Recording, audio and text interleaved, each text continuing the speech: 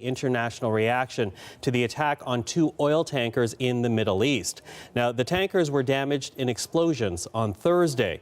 The U.S., for its part, is blaming Iran for the attacks. The Pentagon releasing this video showing what they say are Iranian forces removing a mine from one of the ships.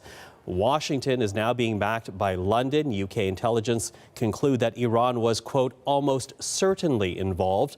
But the country's main opposition leader, Jeremy Corbyn, is challenging that. He tweeted that there is not enough evidence to lay blame. He was quickly rebuked by the UK's foreign secretary, who called Corbyn's argument, quote, pathetic. Well, reporter Rebecca Collard is tracking the story for us out of Beirut today. So, Rebecca, hello to you.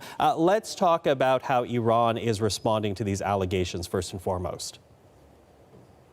Well, Michael, since the attack on Thursday, Iran has denied that it was involved in this attack and also in previous attacks. So this attack on Thursday came about a month after attack on 4 other vessels nearby, also in this Gulf area, also transporting petrochemicals and oil. So Iran has denied involvement in all of these attacks. And as you said, there is this mounting accusation by the U.S. and its allies saying that it was Iran. And this video that we've now seen, which of course is not conclusive to look at. It's very difficult to see what's happening in the video. It's very grainy. It's very black and white. But the U.S. has offered it as conclusive proof. And of course, it's very difficult to know the truth here, Michael. And I think a more important question is to ask, what would be the motivation at this time for somebody to carry out an attack like this? So, when this attack happened on Thursday, the Japanese Prime Minister Shinzo Abe was in Tehran. He was meeting with Iranian officials, trying to bring down the tensions between the U.S. and Iran. And it seems like whoever did carry out this attack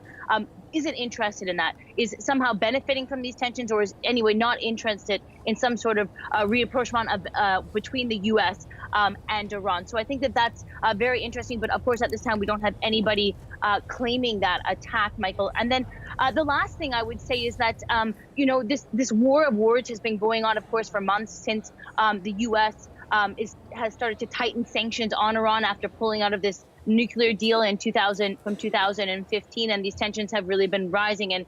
And so far, what we've seen is, of course, the U.S. blaming Iran for attacks like this, and Iran saying that it's in fact the U.S.'s actions that are raising these tensions and creating this instability in the region. But I think what's certain, Michael, is that whether or not we know who carried out this attack or why they carried out this attack, even with all of these unknowns, it is definitely making the situation here in the Middle East and the situation between Iran and the U.S. much more tense. And I think that is dangerous on a number of fronts.